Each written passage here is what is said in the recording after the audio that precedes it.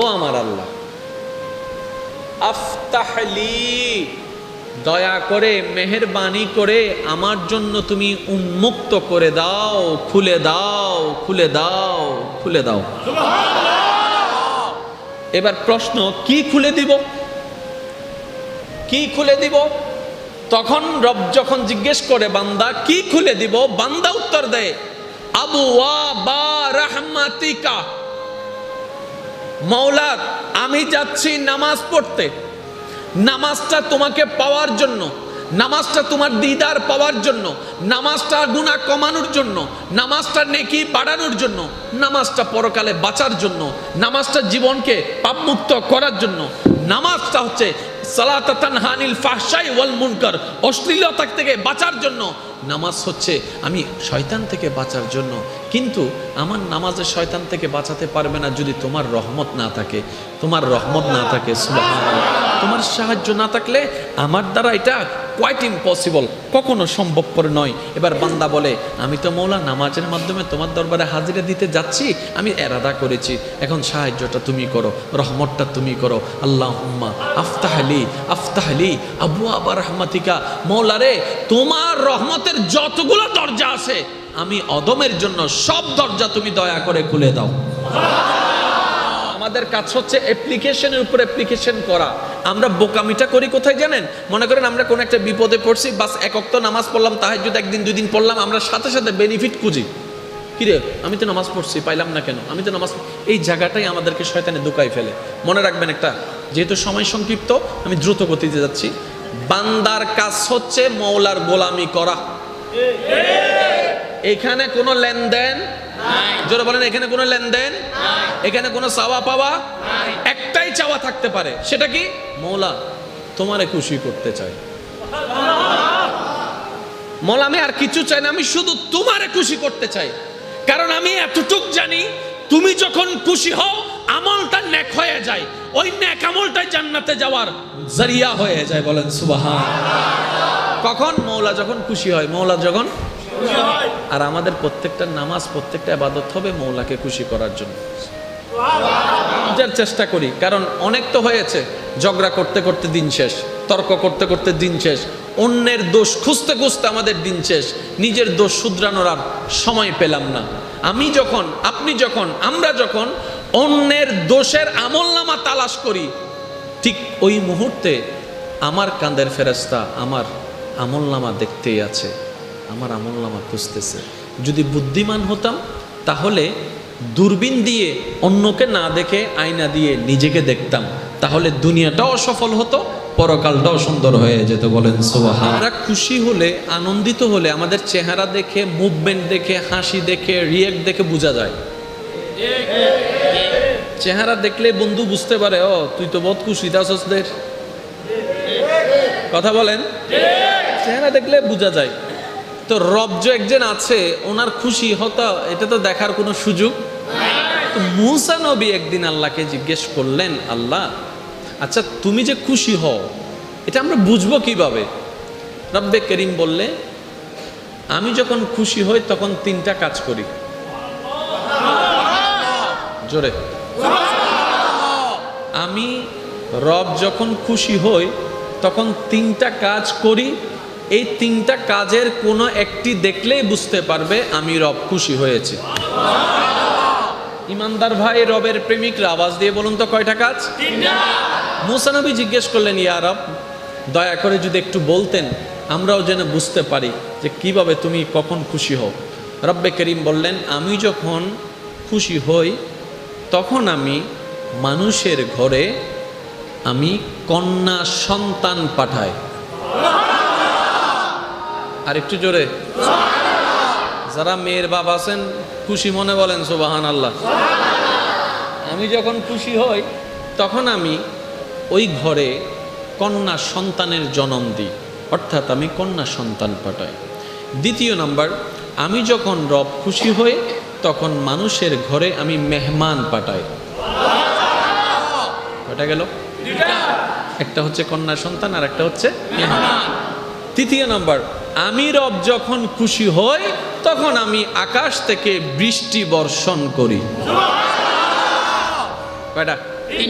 জোরে বলেন। আল্লাহ খুশি হলে কোন তিনটে, যে তিনটা কাজ করে তিনটা একটু মনোযোগ দেবেন। মেহমান পাঠায়, কন্যা সন্তান পাঠায়, বৃষ্টি পাঠায়। বড় মজার বিষয় কি জানেন? আল্লাহ যে তিনটাতে খুশি, আমরা সেই তিনটাতে নারাজ। আল্লাহ তাআলা যে তিনটা খুশি হন, আমরা বান্দারা আফসোস সে তিনটাতে আমরা নারাজ হয়ে যাই। যদি অতীতে না বুঝে হয়ে থাকি, আজকে থেকে আমরা চেষ্টা করব এই তিনটাতে মহা আনন্দিত হওয়ার জন্য। সুবহানাল্লাহ। যদি শুনি কারো ঘরে কন্যা সন্তান এসেছে, আলহামদুলিল্লাহ ডবল ডবল পড়বো, ডবল ডবল পড়বো, ডবল ডবল পড়বো। কারো ঘরে যদি বিনা টাইমে মেহমান চলে আসে, বিরক্ত না হয়ে এতটুক খেয়াল করব, আমার রব আমার রিজিককে বাড়াই দিতে চাচ্ছেন, আমার রহমত বাড়াই দিতে চাচ্ছেন। সুবহানাল্লাহ। আমার রব আমার বিপদ কাটিয়ে দিতে চাচ্ছেন, আমার রিজিকের মধ্যে বৃদ্ধি করে দিতে চাচ্ছেন, তাই আমার ঘরে মেহমান পাঠিয়েছেন।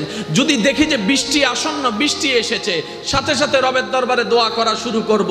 বৃষ্টির মধ্যে দোয়া করলে দোয়া কবুলের চান্সেস বেড়ে যায়, কারণ রব তখন খুশি হয়ে যায়। বলেন সুবহানাল্লাহ। আল্লাহ পাক আমাদের সবাইকে মন থেকে বুঝে আমল করার তৌফিক দান করুন। এবার আমি যে কথাটা বলতে চাচ্ছি আমার ভাইদের কাছে, বড় সৌভাগ্যবান আমরা আল্লাহর ঘরে বসে আছি। বড় খুশনসিব ভাইয়া, বড় খুশনসিব।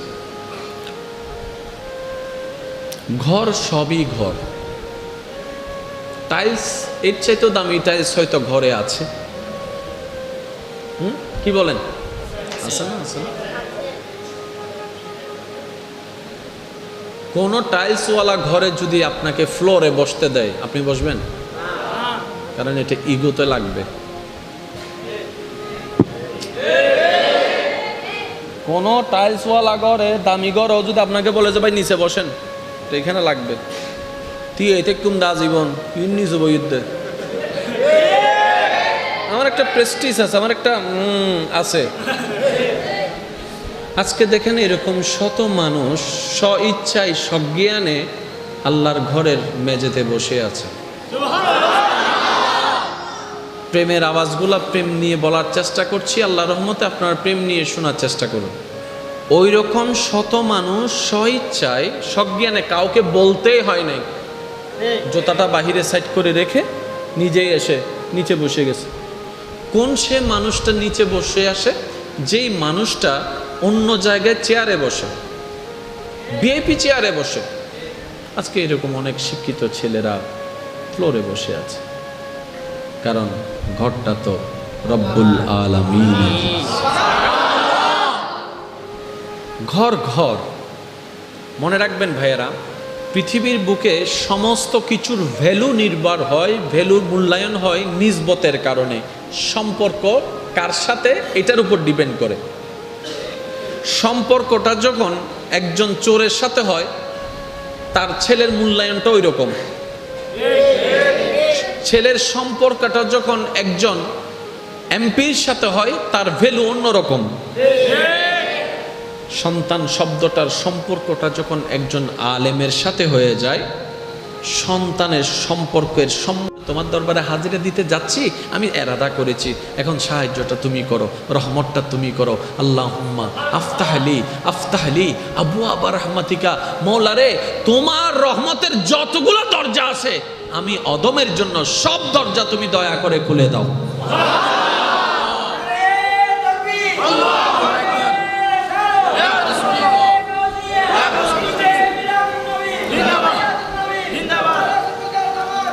উচ্চ আওয়াজ একবার বলেন সুবহানাল্লাহ। এবার দরখাস্তটা আমরা করলাম কার কাছে? জোরে বলেন না, কার কাছে? বান্দার কাজ হচ্ছে দরখাস্ত করা। কবুল করবে কি করবে না, কখন করবে, কিভাবে করবে, কোন দিন করবে, সেটা আমাদের দেখার বিষয় নয়, এটা মওলার ইচ্ছা। আপনার আমার এই বুঝটা বুঝে যদি এই দোয়াটা আল্লাহর দরবারে মুনাজাতটা ফরিয়াদটা যদি 10 বছরও করি, 10 বছর পরও যদি একবার কবুল হয়ে যায়, ওই দিনের নামাজে আসসালাতু মেরাজুল মুমিনিন হয়ে যাবে আল্লাহ চাইলে। সুবহানাল্লাহ। আমাদের কাজ হচ্ছে অ্যাপ্লিকেশনের উপর অ্যাপ্লিকেশন করা। আমরা বোকামিটা করি কোথায় জানেন? মনে করেন আমরা কোন একটা বিপদে পড়ছি, বাস এক ওয়াক্ত নামাজ পড়লাম, তাহাজ্জুদ একদিন দুই দিন পড়লাম, আমরা সাথে সাথে বেনিফিট খুঁজি। কিরে, আমি তো নামাজ পড়ছি, পাইলাম না কেন? আমি তো নামাজ, এই জায়গাটাই আমাদেরকে শয়তানে দুকাই ফেলে। মনে রাখবেন, একটা যেহেতু সময় সংক্ষিপ্ত আমি দ্রুত গতিতে যাচ্ছি। বান্দার কাজ হচ্ছে মওলার গোলামি করা। এখানে কোনো লেনদেন জোরে বলেন, এখানে কোনো লেনদেন, এখানে কোনো চাওয়া পাওয়া, একটাই চাওয়া থাকতে পারে, সেটা কি? মওলা তোমারে খুশি করতে চাই। মওলা আমি আর কিছু চাই না, আমি শুধু তোমারে খুশি করতে চাই। কারণ আমি এতটুক জানি তুমি যখন খুশি হও আমলটা নেক হয়ে যায়, ওই নেক আমলটাই জান্নাতে যাওয়ার জরিয়া হয়ে যায়। বলেন সুবহানাল্লাহ। কখন? মওলা যখন খুশি হয়, মওলা যখন খুশি হয়। আর আমাদের প্রত্যেকটা নামাজ, প্রত্যেকটা ইবাদত হবে মওলাকে খুশি করার জন্য। এবার আপনাদের শর্টকাটে বললে বুঝতে পারবেন। জান্নাতে যাওয়ার জন্য দুইটা জিনিসের দরকার, একটার নাম ঈমান, একটার নাম আমল। নামাজটা আমলের ভিতর আছে না নাই? আমলের ভিতরে নামাজের কাউন্টিং আছে না নাই? রোজার কাউন্টিং, বা একটু জোরে বলেন না, রোজার কাউন্টিং, হজ যাকাতের কাউন্টিং, দান সদকার কাউন্টিং। আচ্ছা, নামাজ জান্নাতে যাওয়ার জন্য নামাজ দরকার, কম্পালসারি, আমরা সবাই জানি। কিন্তু আমরা কি কখনো এটা প্রশ্ন করেছি একজন মানুষের জীবনে কয় ওয়াক্ত নামাজ থাকলে সে জান্নাতে যাবে? এমনও তো হতে পারে 50,000 ওয়াক্তের আদায়কারী নামাজি জাহান্নামে চলে যাচ্ছে, আবার 1000 ওয়াক্ত আদায়কারী জান্নাতে চলে যাচ্ছে। হতে তো পারে, হতে তো পারে। এমনও তো হতে পারে 3 বছর লাগাতার রোজা রাখনেওয়ালা জাহান্নামে চলে যাচ্ছে, 2 মাস লাগাতার রোজা রাখনেওয়ালা হয়তো জান্নাতেও চলে যাচ্ছে। এমনও তো হতে পারে 10 কোটি দেনেওয়ালা জাহান্নামে চলে যাচ্ছে, ওই আপনার আমার মতো ফকির 2টা টাকা দিয়েছে, কোনো একটা দিন আল্লাহর দরবারে কবুল হয়েছে, সে জান্নাতে চলে যাচ্ছে। জান্নাতে যাওয়ার জন্য আমাদের কত পরিমাণ সেটার দরকার নাই। আল্লাহর ওয়াস্তে একটু বোঝার চেষ্টা করবেন, ভুল বুঝবেন না। জান্নাতে যাওয়ার জন্য আমাদের এত হাজার রাকাত, এত ওয়াক্ত নামাজ লাগবে, বিষয়টা তা নয়। জান্নাতে যাওয়ার জন্য আপনার প্রেমের একটা সিজদাই যথেষ্ট। একটা সিজদা, অনলি ওয়ান। ওই একটা সিজদা কোনটা আমরা কেউ জানি? জোরে বলেন, একটা সিজদা কোনটা সেটা আমরা কেউ জানি? সেই জন্যই বারবার সিজদা দেওয়া লাগে রবের দরবারে। অর্থাৎ যতক্ষণ নিঃশ্বাস থাকবে সিজদা দিতেই থাকবো। কোন আশায়? একটা না একটা তো রবের দরবারে কবুল হবে, ওই একটা হলেই যথেষ্ট হয়ে যাবে। বলেন সুবহানাল্লাহ। আল্লাহ আমাদেরকে একটু বুঝার তৌফিক দান করুন। আপনাদের কি কষ্ট হচ্ছে? বসতে কষ্ট হচ্ছে? বুঝতে কষ্ট হচ্ছে? আমি আমার জায়গা থেকে সর্বোত্তম সহজ করে বলার চেষ্টা করছি, বাকিটা আল্লাহ পাকের ইচ্ছা ভাই। ঠিক আছে? তাহলে জান্নাতে যাওয়ার জন্য ঈমান এবং আমল কয়টা জিনিস দরকার? আর নামাজ, রোজা, হজ, যাকাত, দান সদকা সবগুলো আমলের অংশ। আর আমলের ভিতরে কত পরিমাণ সেটার দরকার নেই, কোনটার কোয়ালিটি কেমন এটা দরকার। সুবহানাল্লাহ বলা যাবে? আমি কি বলেছি? একটা সিজদাও যদি কবুল হয়, রব চাইলে ওই একটা সিজদার কারণেও আপনাকে আমাকে জান্নাত দিতে পারেন। তাহলে এখন টোটাল অঙ্কটাকে কিভাবে বলবো? এক কথাই বুঝুন, আল্লাহ জান্নাতে যদি যেতেই চাই, আল্লাহর রহমত ছাড়া দ্বিতীয় কোনো উপায় নেই। আল্লাহর রহমত ছাড়া দ্বিতীয় কোনো উপায়। এবার আল্লাহর রহমতকে যদি সরিয়ে ফেলি, নামাজ আর নামাজ নাই। আল্লাহর রহমতকে যদি সরিয়ে ফেলি, রোজার রোজা থাকবে না, হজ আর হজ থাকবে না, যাকাত আর যাকাত থাকবে না। আবার আল্লাহর রহমতকে যখন ছায়া হিসেবে রাখবো, একটা সিজদাও জান্নাতের কারণ হয়ে যাবে। বলেন না সুবহানাল্লাহ। তাহলে এখন টোটাল বিষয়টা কি দাঁড়ালো? আমাদের জান্নাত দরকার, জান্নাতে যেতে গেলে আল্লাহর রহমতের দরকার। এবার ঢুকার সময় বললাম, আল্লাহুম্মা আফতাহলি আবওয়াবা রাহমাতিকা, ও মাওলা তোমার ওই রহমতটা আমাকে দান করো, যে রহমত নিয়ে আমি তোমার প্রিয় হতে পারবো, তোমার জান্নাতের বাসিন্দা হতে পারবো। বলেন না সুবহানাল্লাহ। আল্লাহুম্মা সাল্লি আলা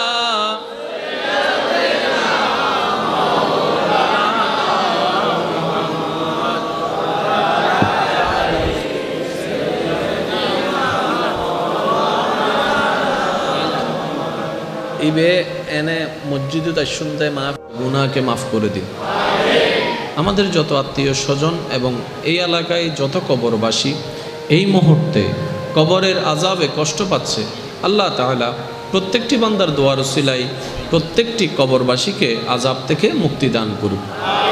সম্মানিত উপস্থিতি, শ্রদ্ধার সাথে বিনয়ের সাথে সবার কাছে আমার আবেদন এইটাই, যেইটুকু সময় রব্বে করিম আমাকে দয়া করে বলার তৌফিক দান করবেন, এই সময়টুকু সবাই মনের কান দিয়ে শোনার চেষ্টা করবেন ইনশাআল্লাহ।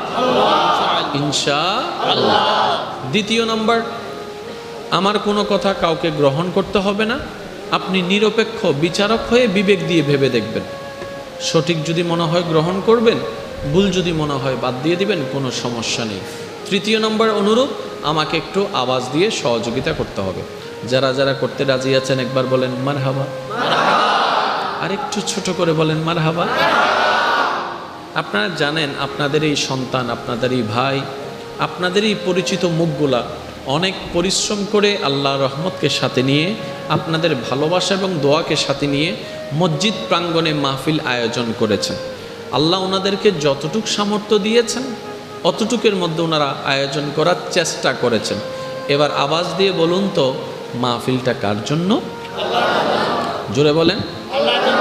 তাহলে বান্দার কাজ শেষ। ওনার মন চাইলে করাবে, মন চাইলে করাবে না। ইচ্ছা কার? জোরে বলেন। আর আল্লাহর ইচ্ছার উপর কারো নাক গলানোর কোনো অধিকার। এই যে আয়োজনটুকু বাহিরে হওয়ার পিছনে এখন মসজিদের মধ্যে চলে আসছে, হয়তো আমরা মানুষ তো আমরা একটু ভুলটাই বেশি বুঝি আমাদের জীবনে। হয়তো অনেকের মনে এই ধারণা আসতে পারে আল্লাহ হয়তো ওনাদেরকে কবুল করেননি, সেজন্য হয়তো মাহফিলটা এইভাবে হয়েছে। আমি শুধু এতটুকু বলবো ভাইয়া, যে আগে ছিল আল্লাহর ঘরের বাইরে, এখন আল্লাহ দয়া করে ঘরের ভিতরে নিয়ে আসছে। আর একটু জোরে বলেন না। আগে ছিল বাইরে, আল্লাহ দয়া করে বাইরে কেন করার তো তোরা যা ভিতরে ঢুক। মুদ্রা কথা হচ্ছে আল্লাহ তাআলার রাজিতে রাজি থাকাই বান্দার কাজ। আমি বলবো আস্তে, আপনারা বলেন সুবহানাল্লাহ জোরে। শেষ ভালো যার সব ভালো তার জোরে জোরে, আরো জোরে। আজকের রাতটা হচ্ছে বৃহস্পতিবার, জুমা রাত। কি রাত? সপ্তাহে 2 দিন আমাদের আমল আল্লাহর কাছে পৌঁছায়। একটা হচ্ছে সোমবারে, একটা হচ্ছে বৃহস্পতিবারে, ঠিক না? আর জুমা রাত হচ্ছে দরুদের রাত, ইবাদতের রাত, মহাব্বতের রাত। আগামীকাল জুমা, আজকে রাতে মাহফিল। এটা বড় সৌভাগ্যের বিষয়। তবে আমি যে কথাটা বলতে চাচ্ছি, মাইকের আওয়াজ যেখানে যাচ্ছে একটু শুনবেন প্লিজ, একদম নীরবতার সাথে। আমরা খুশি হলে, আনন্দিত হলে আমাদের চেহারা দেখে, মুভমেন্ট দেখে, হাসি দেখে, রিয়েক্ট দেখে বোঝা যায়। চেহারা দেখলে বন্ধু বুঝতে পারে, ও তুই তো বহুত খুশি দাসদের। কথা বলেন। চেহারা দেখলে বোঝা যায়। তো রব যে একজন আছে, ওনার খুশি হতা, এটা তো দেখার কোনো সুযোগ। তো মুসা নবী একদিন আল্লাহকে জিজ্ঞেস করলেন, আল্লাহ আচ্ছা তুমি যে খুশি হও এটা আমরা বুঝবো কিভাবে? রব্বে করিম বললে, আমি যখন খুশি হই তখন 3টা কাজ করি। জোরে। আমি রব যখন খুশি হই তখন 3টা কাজ করি। এই 3টা কাজের কোনো একটি দেখলেই বুঝতে পারবে আমি রব খুশি হয়েছি। ইমানদার ভাই, রবের প্রেমিকরা আওয়াজ দিয়ে বলুন তো কয়টা কাজ? 3টা। মুসা নবী জিজ্ঞেস করলেন, ইয়া রব দয়া করে যদি একটু বলতেন আমরাও যেন বুঝতে পারি যে কিভাবে তুমি কখন খুশি হও। রব্বে করিম বললেন, আমি যখন খুশি হই তখন আমি মানুষের ঘরে আমি কন্যা সন্তান পাঠাই। আর একটু জোরে। যারা মেয়ের বাপ আছেন খুশি মনে বলেন সুবহানাল্লাহ। আমি যখন খুশি হই তখন আমি ওই ঘরে কন্যা সন্তানের জন্ম দিই, অর্থাৎ আমি কন্যা সন্তান পাঠাই।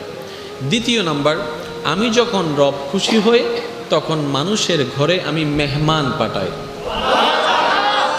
কয়টা গেল? একটা হচ্ছে কন্যা সন্তান আর একটা হচ্ছে মেহমান। তৃতীয় নাম্বার, আমি রব যখন খুশি হই তখন আমি আকাশ থেকে বৃষ্টি বর্ষণ করি। কয়টা? 3টা। জোরে বলেন। 3টা। আল্লাহ খুশি হলে কোন যে তিনটা কাজ করে তিনটা একটু মনোযোগ দেবেন। মেহমান পাঠায়, কন্যা সন্তান পাঠায়, বৃষ্টি পাঠায়। বড় মজার বিষয় কি জানেন? আল্লাহ যে তিনটাতে খুশি, আমরা সেই তিনটাতে নারাজ। মেহমান আইবার আর টাইম নভা দেয় না, বলেন না, কথা বলেন। মেহমান আইবার আর টাইম নভা দেয় না। আচ্ছা শেষই বালা হতা হাইটাই যায় বুগুদে না উন্তু নজা আড়ার নান বই থেকে আছে না, আছে না, আছে না।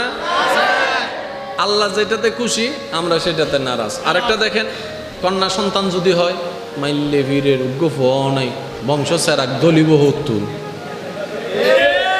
ফেডিবেন মিদ্দি ফোয়া নাই আল্লাহর বেগুন মাই বাবা, আল্লাহর বেগুন মাই বাবা, আল্লাহ ঠিক না। গরতুন বাইরে জ্বর ফজি আর আইবার টাইম ন ফাদে, ঠিক। আল্লাহ তাআলা যে তিনটা খুশি হন, আমরা বান্দারা আফসোস সে তিনটাতে আমরা নারাজ হয়ে যাই। যদি অতীতে না বুঝে হয়ে থাকি, আজকে থেকে আমরা চেষ্টা করব এই তিনটাতে মহা আনন্দিত হওয়ার জন্য। সুবহানাল্লাহ। যদি শুনি কারো ঘরে কন্যা সন্তান এসেছে, আলহামদুলিল্লাহ ডবল ডবল পড়বো, ডবল ডবল পড়বো, ডবল ডবল পড়বো। কারো ঘরে যদি বিনা টাইমে মেহমান চলে আসে, বিরক্ত না হয়ে এতটুক খেয়াল করব, আমার রব আমার রিজিককে বাড়াই দিতে চাচ্ছেন, আমার রহমত বাড়াই দিতে চাচ্ছেন। সুবহানাল্লাহ। আমার রব আমার বিপদ কাটিয়ে দিতে চাচ্ছেন, আমার রিজিকের মধ্যে বৃদ্ধি করে দিতে চাচ্ছেন, তাই আমার ঘরে মেহমান পাঠিয়েছেন। যদি দেখি যে বৃষ্টি আসন্ন, বৃষ্টি এসেছে, সাথে সাথে রবের দরবারে দোয়া করা শুরু করব। বৃষ্টির মধ্যে দোয়া করলে দোয়া কবুলের চান্সেস বেড়ে যায়, কারণ রব তখন খুশি হয়ে যায়। বলেন সুবহানাল্লাহ। আল্লাহ পাক আমাদের সবাইকে মন থেকে বুঝে আমল করার তৌফিক দান করুন। এবার আমি যে কথাটা বলতে চাচ্ছি আমার ভাইদের কাছে, বড় সৌভাগ্যবান আমরা আল্লাহর ঘরে বসে আছি। বড় খুশনসিব ভাইয়া, বড় খুশনসিব। ঘর সবই ঘর, টাইলস এর চাইতে দামি টাইলস হয়তো ঘরে আছে। কি বলেন? আছে না? আছে না? কোন টাইলসওয়ালা ঘরে যদি আপনাকে ফ্লোরে বসতে দেয়, আপনি বসবেন? কারণ এটা ইগোতে লাগবে। কোন টাইলসওয়ালা ঘরে, দামি ঘরেও যদি আপনাকে বলে যে ভাই নিচে বসেন, তো এখানে লাগবে। তুই এইতে কুম দা জীবন নিচে বইতে, আমার একটা প্রেস্টিজ আছে, আমার একটা আছে। আজকে দেখেন এরকম শত মানুষ স্ব ইচ্ছায় সজ্ঞানে আল্লাহর ঘরের মেঝেতে বসে আছে। প্রেমের আওয়াজগুলা প্রেম নিয়ে বলার চেষ্টা করছি, আল্লাহর রহমতে আপনার প্রেম নিয়ে শোনার চেষ্টা করুন। ওই রকম শত মানুষ স্ব ইচ্ছায় সজ্ঞানে, কাউকে বলতেই হয় নাই, জুতাটা বাহিরে সাইড করে রেখে নিজেই এসে নিচে বসে গেছে। কোন সে মানুষটা নিচে বসে আসে? যেই মানুষটা অন্য জায়গায় চেয়ারে বসে, ভিআইপি চেয়ারে বসে।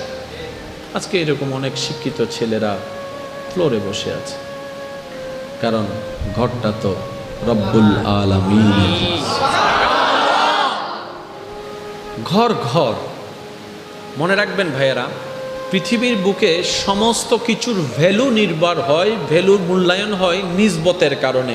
সম্পর্ক কার সাথে, এটার উপর ডিপেন্ড করে। সম্পর্কটা যখন একজন চোরের সাথে হয়, তার ছেলের মূল্যায়নটা ওই রকম। ছেলের সম্পর্কটা যখন একজন এমপির সাথে হয়, তার ভ্যালু অন্যরকম। সন্তান শব্দটার সম্পর্কটা যখন একজন আলেমের সাথে হয়ে যায়, সন্তানের সম্পর্কের যেমন গুণ অর্জন করা দরকার, আমাদের সবাইকে সেই গুণে গুণান্বিত হওয়ার তৌফিক দান করুক। এই ঘরটা কার বলেছিলেন? এখানে আমরা কি করতে আসি? ইবাদত করতে আসি, ঠিক আছে? আচ্ছা, এবার ইবাদতের মধ্যে আমাদের একটা প্রবলেম সবার হয়, এমনে কোনো জামিলা নাই, নামাজে দাঁড়াইলেই এই এই এই এই ওই ওই সব কথা মনে পড়ে। নামাজে মনোযোগী হতে চাই, বাট আমি পারি না। যখনই অজু করছি তখনও এমন কোনো প্রভাব ছিল না যে এইমাত্র মসজিদে ঢুকে নামাজে দাঁড়াইছি সারা দুনিয়ার সব খবর গোগল মামার মতো সামনে চলে আসছে। আমি আর ওই রকম মনোযোগটা দিতে পারছি না। আসুন আমরা যখন মসজিদে ঢুকি দোয়াটা কিভাবে পড়ি একটু সবাই মিলে বলুন, আল্লাহুম্মা ইফতাহলি আবওয়াবা রাহমাতিকা। যখন আমরা রবের ঘরে প্রবেশ করি তখন আমরা সবাই মিলে বুঝে হোক না বুঝে হোক যেই ফরিয়াদটুকু রবের দরবারে করি সেটা হচ্ছে আল্লাহুম্মা, ও আমার আল্লাহ। শব্দগুলো একটু খেয়াল করবেন, ও আমার আল্লাহ। দেখেন কত কাছে, ও আমার আল্লাহ। আফতাহলি, দয়া করে মেহেরবানি করে আমার জন্য তুমি উন্মুক্ত করে দাও, খুলে দাও, খুলে দাও, খুলে দাও। এবার প্রশ্ন, কি খুলে দিব, কি খুলে দিব? তখন রব যখন জিজ্ঞেস করে বান্দা কি খুলে দিব, বান্দা উত্তর দেয় আবওয়াবা রাহমাতিকা। মাওলা আমি যাচ্ছি নামাজ পড়তে, নামাজটা তোমাকে পাওয়ার জন্য, নামাজটা তোমার দিদার পাওয়ার জন্য, নামাজটা গুনাহ কমানোর জন্য, নামাজটা নেকি বাড়ানোর জন্য, নামাজটা পরকালে বাঁচার জন্য, নামাজটা জীবনকে পাপমুক্ত করার জন্য। নামাজটা হচ্ছে সালাতা তানহানিল ফাহশাই ওয়াল মুনকার, অশ্লীলতা থেকে বাঁচার জন্য। নামাজ হচ্ছে আমি শয়তান থেকে বাঁচার জন্য। কিন্তু আমার নামাজে শয়তান থেকে বাঁচাতে পারবে না যদি তোমার রহমত না থাকে, তোমার রহমত না থাকে, সুবহানাল্লাহ, তোমার সাহায্য না থাকলে আমার দ্বারা এটা কোয়াইট ইম্পসিবল, কখনো সম্ভবপর নয়। এবার বান্দা বলে আমি তো মৌলা নামাজের মাধ্যমে তোমার দরবারে হাজিরা দিতে যাচ্ছি, আমি এরাদা করেছি, এখন সাহায্যটা তুমি করো, রহমতটা তুমি করো। আল্লাহুম্মা আফতাহলি আফতাহলি আবওয়াবা রাহমাতিকা। মৌলা রে, তোমার রহমতের যতগুলো দরজা আছে আমি অদমের জন্য সব দরজা তুমি দয়া করে খুলে দাও।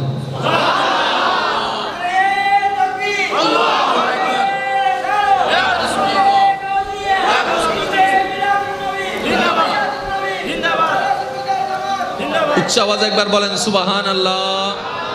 এবার দরখাস্তটা আমরা করলাম কার কাছে? জোরে বলেন না, কার কাছে? বান্দার কাজ হচ্ছে দরখাস্ত করা।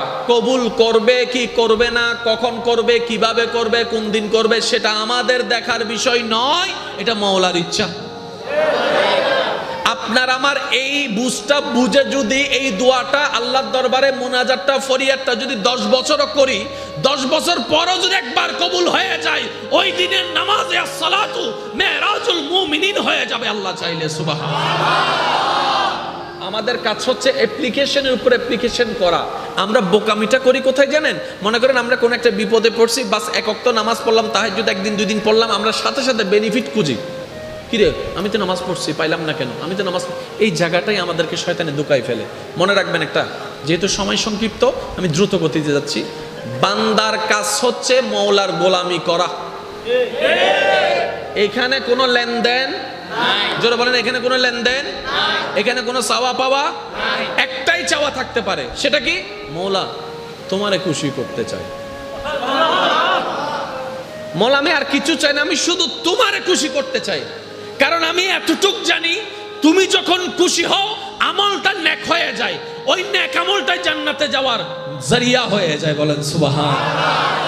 কখন? মওলা যখন খুশি হয়, মওলা যখন খুশি হয়। আর আমাদের প্রত্যেকটা নামাজ, প্রত্যেকটা ইবাদত হবে মওলাকে খুশি করার জন্য। এবার আপনাদের শর্টকাটে বললে বুঝতে পারবেন।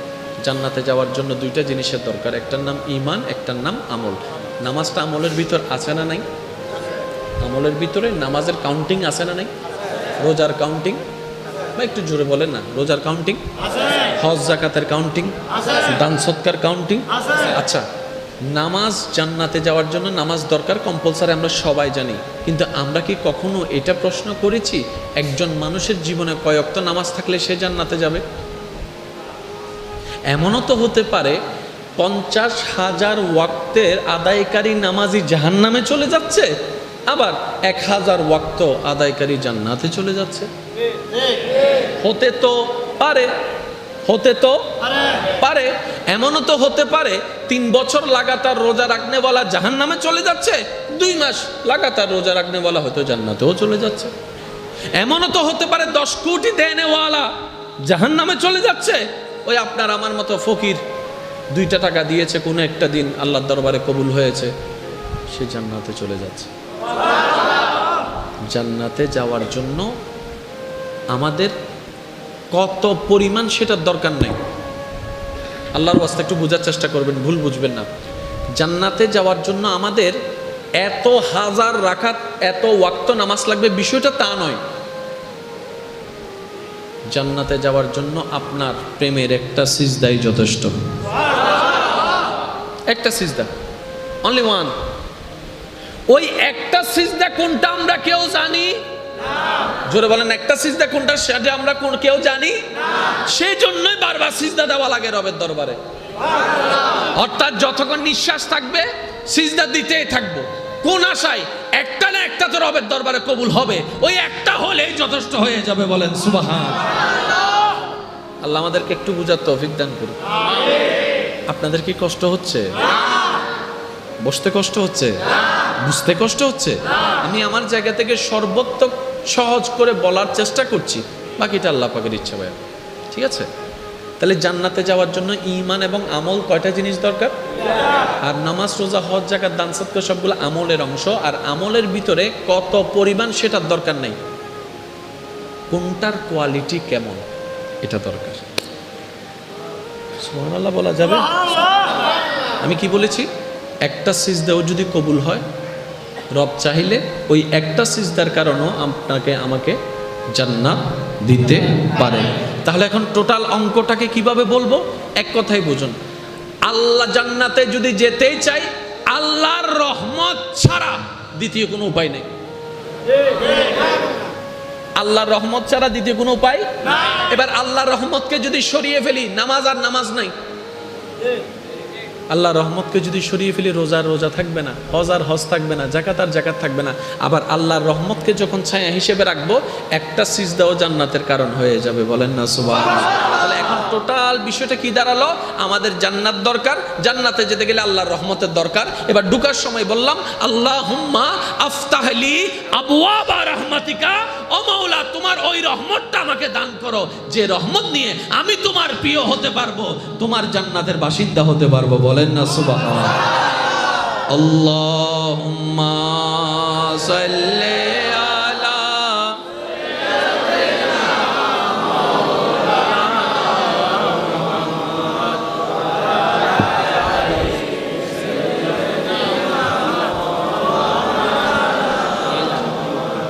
ইবে এনে মসজিদে শুনতে মা